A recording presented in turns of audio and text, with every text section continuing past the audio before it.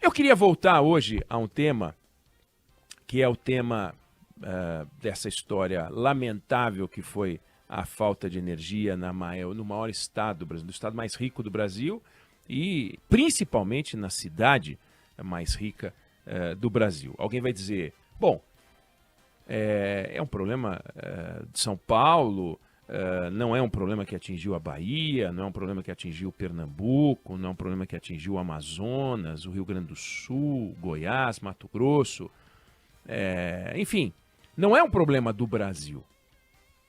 Mas eu queria trazer para essa discussão um problema típico do Brasil, que é o improviso e a desculpa esfarrapada. O Brasil, e nesse episódio ficou claro, como em outros episódios a gente já viu com uma clareza incrível, o Brasil improvisa. O Brasil faz as coisas de qualquer jeito, em muitas áreas. Em outras não, mas em muitas áreas faz coisas de qualquer jeito. No campo da vacina, não. Faz um trabalho magnífico. Mas na segurança pública, a gente vê que o trabalho não é bem feito. A gente vê que a coisa é no improviso. Essa operação agora, por exemplo, essa entrada das Forças Armadas, vamos para os portos, vamos para os aeroportos, vamos fazer o que lá? Não tem projeto. Tem só o seguinte, vamos colocar os nossos homens lá. Depois a gente vê o que faz. Qual é o plano? Não tem plano. Não tem plano. O plano é ser registrado, ser filmado, ser fotografado, saindo dos caminhões, com fuzis, como se caminhões e fuzis fossem a resposta para combater o narcotráfico. O narcotráfico não se combate no tiro, o narcotráfico se combate na inteligência, chegando no dinheiro do traficante, desmontando a quadrilha, prendendo quando o camarada menos espera e não simplesmente indo para o confronto na guerra. Isso é uma decorrência, pode acontecer, mas não é esse o propósito, é o trabalho de inteligência, que não existe. Não existe integração, não existe um trabalho de coordenação, o Ministério da Justiça e Segurança Pública não faz esse papel. Diz que faz, mas não faz. Não há um trabalho que realmente coordene as polícias do Oiapoque ao Chuí. Não há, definitivamente não há. Está cada um por si, cada estado por si. Em alguns estados, como no Rio de Janeiro, o governador simplesmente acabou com a Secretaria de Segurança e tudo bem, entendeu? E vamos embora. Aí chegam as Forças Armadas. E elas vão para os portos, vão para os aeroportos e lá vão fazer o quê? Vão fiscalizar cada caminhão que entra. No Porto de Santos entram quase 6 mil caminhões por dia. Vão abrir 6 mil caminhões? Vão abrir por amostragem, sendo que os caminhões e as cargas são todas escaneadas. Já há um trabalho de fiscalização. Os soldados das Forças Armadas, jovens, todos eles muito jovens, sem nenhum preparo para trabalhar com esse tipo de tecnologia, vão ficar fiscalizando os fiscais? Nós não sabemos, não explica, não tem. E aí é aquela história coletivas, entrevistas coletivas, os generais, os almirantes, os brigadeiros, estaremos falando lá. E quando você vai ver, é jogo de cena, um grande jogo de cena, que não vai mudar a realidade. GLO não vai levar a nada. É um trabalho permanente que vai levar. Mas é o improviso brasileiro. E no caso da energia que a gente viu o que aconteceu, é um improviso. A Enel é uma empresa multinacional italiana, que aliás, uma maior parte do capital é do governo, é do Estado italiano. Tem 24% das ações pertencem ao Estado italiano. A Enel é uma empresa global que entrou na Eletropaulo, comprando a Eletropaulo e, portanto, firmando um contrato com a União, que foi com quem ela firmou o contrato, para prestação de serviço de energia no estado de São Paulo. 24 municípios, na região toda. Quando ela entrou, já existia árvore. Olha que coisa interessante. Já existia árvore aqui.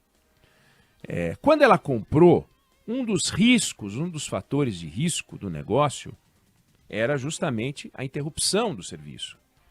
Quando uma empresa faz um IPO, vai abrir capital, ou quando uma empresa vai a leilão, quando uma empresa vai ser privatizada e contrata os bancos, uma das coisas que se faz é a análise dos riscos, os fatores de risco, o que pode provocar problema na empresa. Para ela poder comprar, ela tem que avaliar. Tem um risco regulatório, tem o risco da insegurança jurídica, tem o risco ambiental, tem o risco das interrupções do serviço, tem o risco, por exemplo, alguns que são difíceis de medir, roubo de fio, né? Roubo de cabo. Isso acontece. No Rio de Janeiro é um problema gravíssimo. Gato, todos os fatores de risco são avaliados. E um dos fatores de risco, naturalmente, é uma característica própria da cidade de São Paulo, e não só de São Paulo, mas de muitos lugares, que as árvores, não é que as árvores estão na calçada direita e os postes de luz na calçada esquerda da rua, né? Não é que os postes correm num canteiro central e as árvores nas laterais, não. A árvore e os postes formam uma massa de troncos e concreto. O concreto dos postes, lá em cima, com uma determinada altura, regulada, definida, e as árvores com a altura que a natureza dá a elas. E de vez em quando, ou com alguma regularidade, precisa haver a poda para que o galho não grude nos fios e tal. Só que o tempo inteiro está assim. A capacidade de manejo de um parque, né, de quase 700 mil árvores, que é o que tem na cidade de São Paulo, é muito limitado. A Prefeitura de São Paulo, por exemplo, tirou esse ano, foi preciso tirar 10 mil árvores. Controlado, tudo combinado, definido, 10 mil de 700 mil, 684 mil. É muito pouco. Ao mesmo tempo é muito, 10 mil é um número absurdo, mas é muito pouco diante do todo. Aí, tá lá a Enel faturando com a chamada questão arbórea, né? Expressão usada pelo governador de São Paulo, usada pelo presidente da Enel, que dá entrevista a todo instante, e eles falam desse assunto como se a questão arbórea tivesse ocorrido na sexta-feira da semana passada, criando o chamado evento inesperado. Evento inesperado é o ataque do Hamas a Israel. Isso é um evento inesperado. Ainda que alguém pudesse, e era preciso, e houve um erro de Israel, mas o fato é que não se imaginava um ataque daquele tipo, daquela magnitude. Aquilo é um evento inesperado. Mais inesperado, posto que existe um grupo terrorista e existe Israel do lado, mais ali poderia se dizer, não, isso aí é alguma coisa que poderia acontecer a qualquer momento, tudo bem. Mas não é um evento natural, né? Não é um terremoto. Então até poderia alguém dizer, não, isso daria para prever. Mas evento inesperado é, por exemplo, o 11 de setembro de 2001, nas Torres Gêmeas, evento inesperado. Mas os dois eventos são eventos de decisão humana. Então vamos lá, um terremoto é um evento inesperado. Não dá para você prever. Agora, chuva acontece o tempo inteiro. Ventos como o que aconteceram na sexta-feira não foram os maiores ventos da história da cidade de São Paulo. Ventou mais em 2014 e 2014 foi o quarto maior vento da história de São Paulo. Então, não dá para chamar de evento inesperado, dá para chamar de evento indesejado, dá para chamar do que quiser, mas de evento inesperado não dá. Não dá para dizer que a árvore, junto com os fios, é uma novidade. Então a gente tem um problema grave no Brasil, que nós temos uma operadora de energia, que depois de flagrada, sem conseguir resolver o problema da sociedade num prazo razoável, posto que a EDP, a CPFL resolveram em 24 horas, a CPFL tem 1 milhão de clientes, a Enel tem 1.200.000 clientes, não é que é uma empresa muito maior do que a outra, não.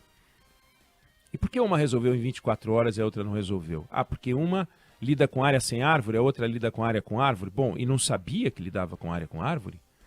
Foi preciso ir cobrando conta, fazendo um trabalho de manutenção mais ou menos e tal, e aí quando vem a confusão, vem com essa desculpa esfarrapada, e aí vem o improviso que eu estou falando. Cadê a agência reguladora, a ANEEL, no cangote desses caras? Cobrando, não uma multa, mas vindo para cima. Se a nossa legislação é generosa com as operadoras, com as concessionárias, sejam elas públicas ou privadas, é hora de rever a legislação brasileira.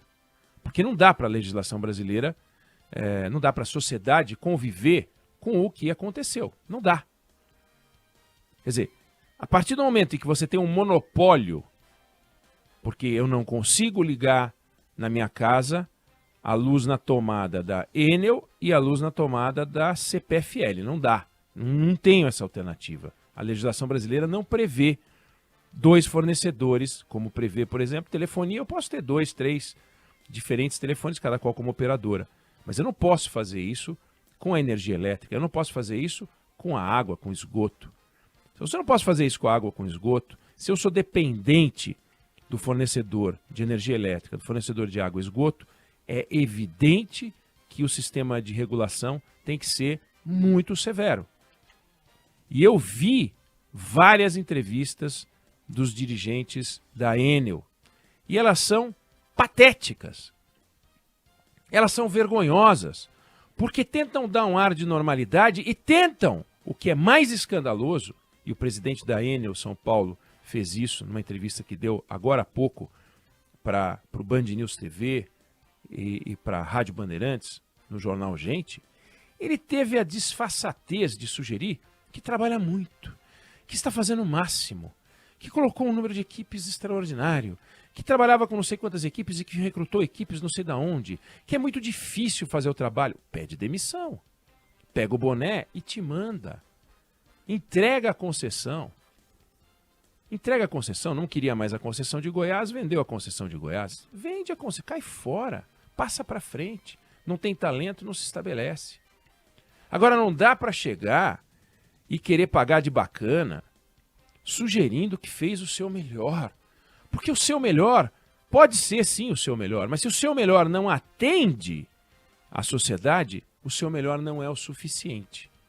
Principalmente por causa do monopólio.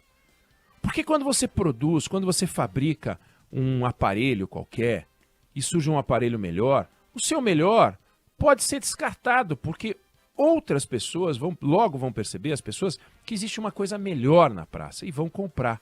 Aconteceu isso com várias coisas.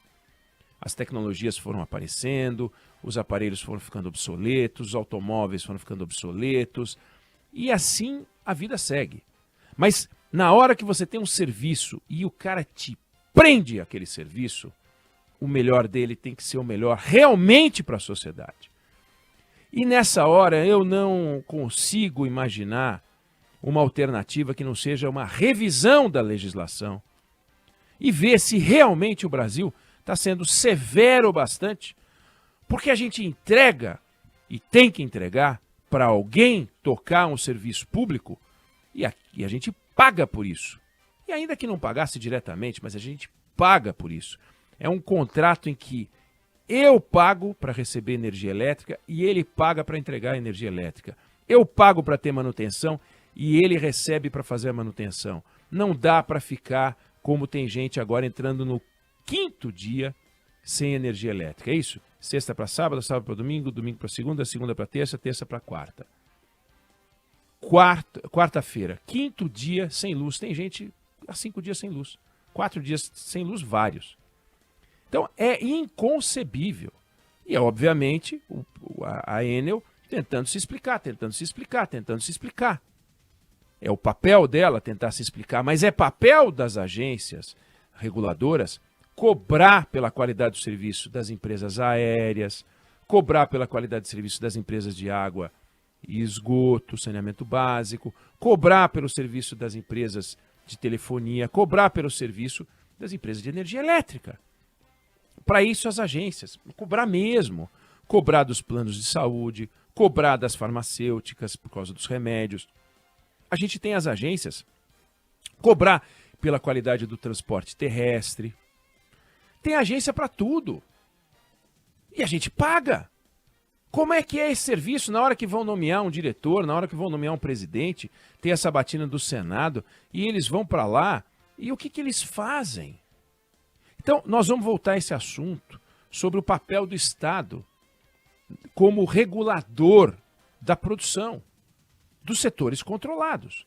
Existem setores controlados no mundo inteiro, vigiados. Tem que ter. E nós estamos com um buraco. Porque não vai ser legal a gente ver uma nova 123 milhas, não vai ser legal a gente ver uma nova Lojas Americanas, né?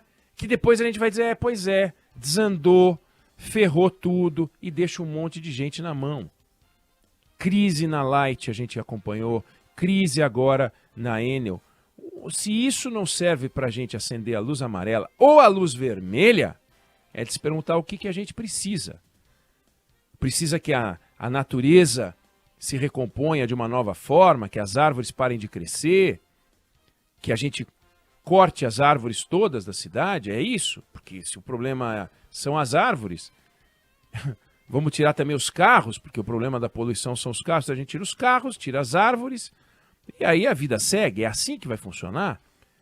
Não faz o menor sentido. Então, fica aqui um alerta e uma provocação para o papel do Estado. Não é uma discussão que envolve São Paulo, a cidade de São Paulo, o Estado de São Paulo. Aqui se materializou um caos. Mas já aconteceu, né? E a gente já viu acontecer, e a gente sabe que isso pode acontecer em outros lugares também. Estamos acompanhando e monitorando de perto essas empresas, sim ou não? Eu não sei se você concorda ou discorda, mas essa é a opinião que eu tenho sobre o assunto.